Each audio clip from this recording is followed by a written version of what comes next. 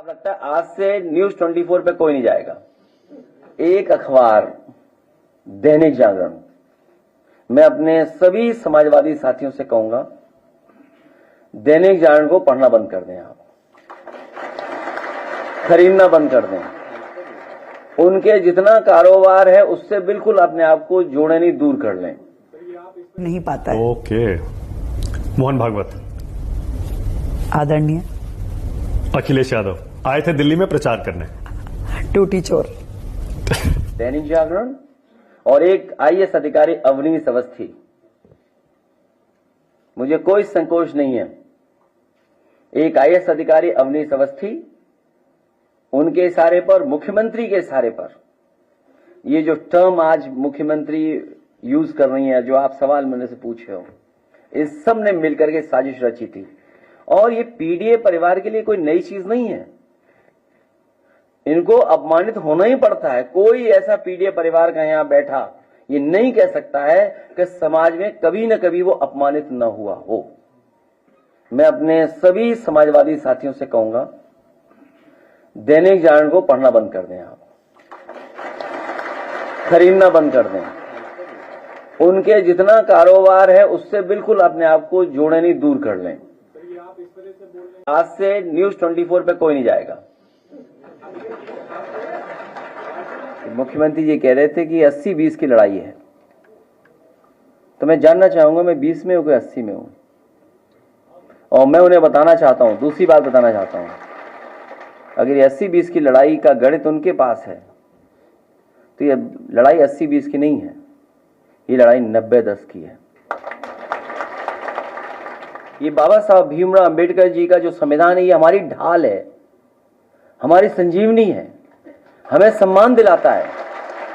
उसी को खतरा पैदा कर रहे हैं। सोचिए, कोई कल्पना कर सकता है कि एक डेमोक्रेटिक कंट्री में, कॉन्स्टिट्यूशनल, जहां कॉन्स्टिट्यूशन हो, जहां कानून हो, जहां शपथ ली गई हो, वहां पर कोई झंडा लेकर के इस तरह का व्यवहार कर ले, और फिर पुलिस जो देख करके टांग पे गोली मार देती है। क्योंकि भारतीय जनता पार्टी अपनी नाकामी छिपाने के लिए बहुत सारे फैसले लेती है, अपनी हर योजना की नाकामी छिपाने के लिए कम्युनल रास्ता अपना रही है, कॉन्स्टिट्यूशन को खत्म कर रही है, लोकतंत्र की परवाह नहीं कर रही है, कानून की परवाह नहीं कर रही है। और एक बात और मैं कहना चाहता हूं कि अगर राम जी या सुमन जी के साथ कोई घटना होती है, या समाजवादी पार्टी के नेता के ऊपर किसी तरह की कोई घटना होती है, तो उसके लिए जिम्मेदार कोई दूसरा नहीं, मुख्यमंत्री खुद जिम्मेदार होंगे। क्योंकि मुख्यमंत्री खुद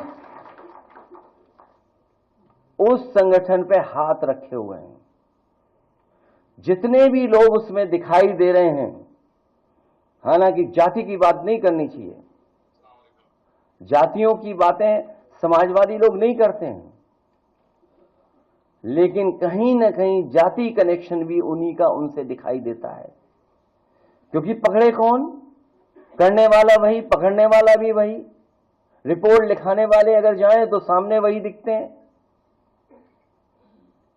इसलिए अगर कहीं कोई घटना हो रही है, अगर किसी को किसी तरह की अपमान भी होता है, तो कि जिम्मेदार अगर कोई है तो मुख्यमंत्री खुद जिम्मेदार हैं। क्योंकि वही बढ़ावा दे रहे हैं, जिस तरीके से हिटलर के जमाने में ट्रूपर्स होते थे, उसी तरीके से इन्होंने एक हिडन अंडरग्राउंड फौज तैयार की है, जो समय समय पर लोगों को अपमानित कर रही है, थानों में अपमानित कर रही है, तहसील में अपमानित कर रही है, पैसे लूटने में सबसे ज्यादा आगे दिखाई दे रहे हैं। जो लोग कहते थे कि यहां जीरो टॉलरेंस है करप्शन के लिए, इनका खुद अधिकारी पकड़ा गया, और अगर वो कहीं छिपा नहीं है, वो मुख्यमंत्री आवास में ही छिपा होगा। मैं एक बार, ये सभी साथी वो लोग हैं जो पीडीए की लड़ाई को, संविधान को बचाने की लड़ाई को, देश के कानून को बचाने की लड़ाई में, देश की अर्थव्यवस्था को बचाने की लड़ाई में, हमारे किसानों के सम्मान के लिए, जो हमारे दबे कुचले हैं, जो पीड़ित शोषित लोग हैं, जो बहुजन समाज के लोग हैं, उन सबको सम्मान दिलाने के लिए जो बड़े पैमाने पर भारतीय जनता पार्टी बेरोजगारी फैला रही है, महंगाई बढ़ा रही है, हमारे बाजार को खत्म कर रही है, उस लड़ाई में हमारा साथ देने के लिए आए, मैं इन सब का बहुत बहुत धन्यवाद और आभार प्रकट करना चाहता हूं।